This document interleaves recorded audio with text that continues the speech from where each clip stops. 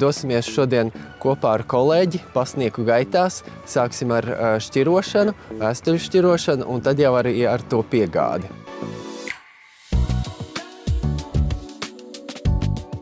Labrīt! Labrīt! Sveiciens darbīgā rītā, Andris. Paldies, Kristīna. Darbs sākās ar to, kā piegādā prese. Mēs viņu ņemam, saliekam visu pēc čupiņām, kas ir, un pēc tam rakstam adreses un rakstam piegādes maršrutu. Tu vai ne kaut kur stundu, pusotras aiziet dažreiz, lai saliktu to visu. Un mēs braucam pēc atmiņas, tāpēc, ka tu jau zini šo adresi.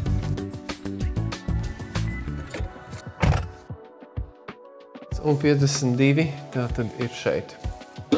Tā. Man darbs patīk, tāpēc, ka tu esi bezmaksas fitnesā katru dienu. Un otrais man patīk, ka tu katru dienu, nu ne katru dienu, bet katru jaunā vietā tu spēlē kvestus. Jā, es arī ar jums kopā zinām azartā krītu, ka mēs tagad skriesim tur tūlīt.